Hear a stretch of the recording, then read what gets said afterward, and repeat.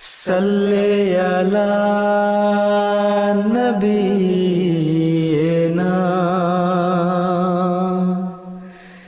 सल्ले अला मुहम्मदिन।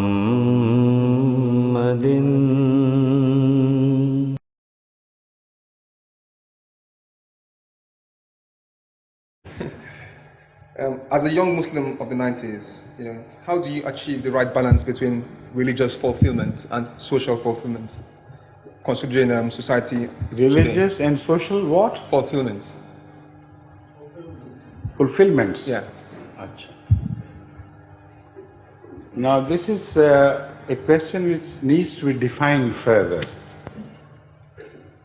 Can you conceive of any religious fulfillment? I mean, like Can you conceive of any religious fulfillment which would be at odds with the requirements of social fulfillments? Yeah. Can you? Yeah. Then point out, then I'll answer. Okay. Like your daily prayers, for example. Huh? Daily prayers. Right. Okay, because you have to go to work, attend lectures. But this is not a social area. This is an area of economic activity of man. Okay. Right? Yeah. So if that is what you have in mind, then I'll answer this question directly. Okay. Otherwise, as long as the question remains vague, I will not be in a position to answer it with any measure of rationality and understanding, right? Yeah. So let me attend this particular question which you have raised now. Okay. You are expected to say your prayers 5 times a day, correct? And who has created you? And who has made all the provisions of subsistence for you? Your employers or God? Tell me. God. Okay. Do you really believe in that? Yeah. Then, who has the priority? God. Even if God withdraws the blessing of water from a country for a while, even if the country is most advanced in the world, has all the means of modern power at its disposal, is absolutely helpless in creating water and meet the requirements at its own resources, by its own resources. What happened in England a month or 2 ago, there was a very severe drought, and the British people are a very advanced people materially, yet there was talk of what shall we do if no more water came from heaven. How will we meet this requirement? If they want to manufacture water of their own, the energy required for that and the expenditure needed for that would be far beyond all the resources of the British people. So this is what I mean. Just look at one single aspect of God's grace. Imagine the entire system of the lifting of water from the sea and its purification. The sea water is absolutely unfit for the usage of any animal except those which are made to live in sea water. Now, how could that water be purified through human efforts, and how could that water be transferred to the heights of the Himalaya mountains and the heights of all the great mountains? Can you ever conceive of a system better than the one conceived by God and implemented? So forget about all the other means of providence. Just look at the most amazing and complicated system of the purification of water, lifting of it, and it's being carried to thousands of miles to such places where the temperature is kept at a very low level. So they are preserved there to meet the day-to-day need of man when there are no rains. Because if it rained continuously, then man would be deprived of his requirements of food. If it did not rain continuously, then if it was not put in a frozen reservoir on the top of the mountains, it would not be available at all. And amazing it is that the requirement of daily food are also directly related to this system of purification of water and transport of water, because it is condensed through the influence of highly charged electrical, let me say, under the influence of flow of electricity, highly charged, with a very high potential, electricity from one phase to another, from positive to negative.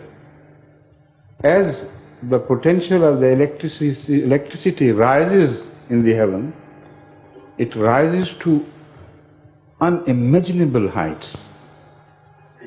It rises sometimes to millions of volts.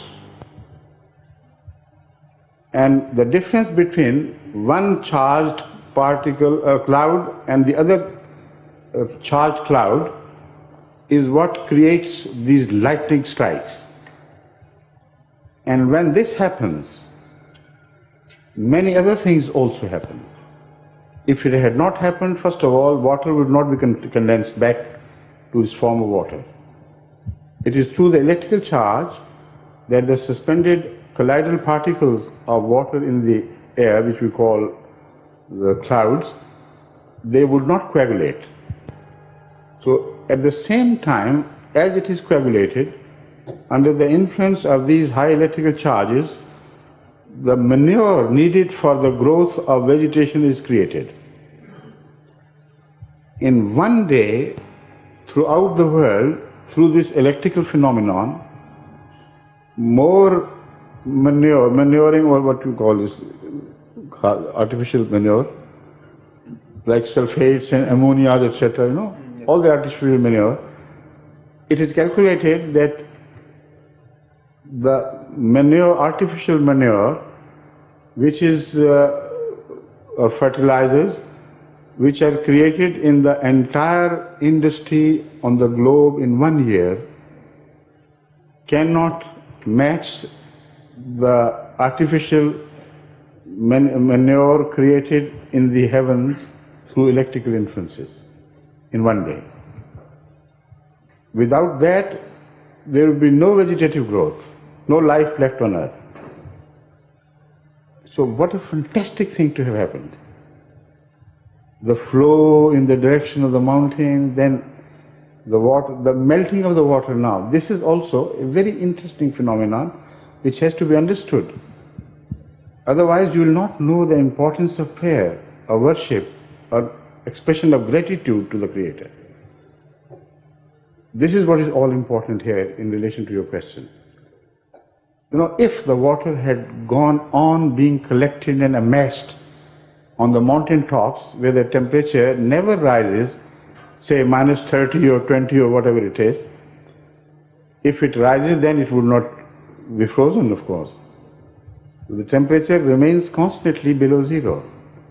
How would it melt? It requires a special law to be created. Now that law is only in relation to water and ice.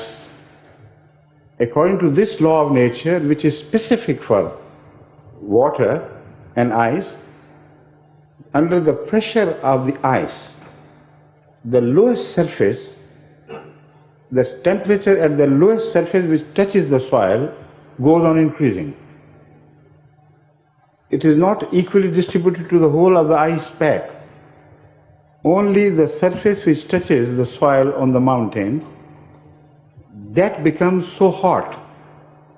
Not hot in the ordinary sense, but so hot as to be able to melt the ice closest to the surface. So it goes on melting continuously at a regulated rate.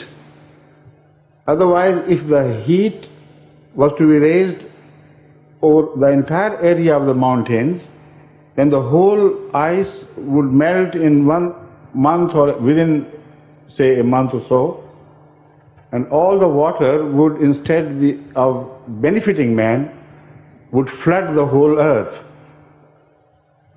So it had to be regulated and calculated so that continuously, over the year, the human requirements are met.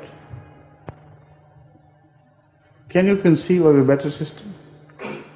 More well organized, more well planned, by an authority which also has the command over the laws of nature. Otherwise, these special laws, if they were not created by God for this purpose, would never come into operation. But that's not all. There's another aspect which has to be understood. How is the electricity produced? That again is a very interesting thing.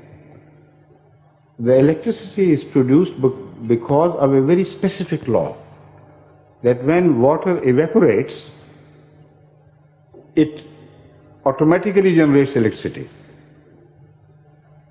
while it doesn't happen in other cases. Why must water create electricity? The surface it leaves has a negative electricity left behind, and the surface, the vapors which rise, they have a specific electric charge. And this charge varies in different positions, in different parts of the ocean or the water surfaces. Its operation is well organized and well controlled, so that the clouds which we see in the air are either negatively charged or positively charged. And the sum total is so balanced that when they come close to each other, they negate the potential begins to flow from one side to the other. The resultant is zero. And by the time both the charges are zeroed, all the water hanging in the air becomes water again. And you are asking me this question: what should we do? Should we neglect the minimum we can do to recognize the grace of Allah and prefer the worldly employers for what they pay us? For 8 hours tiring service you are paid. But to God you can't go 5 times a day for only a few minutes.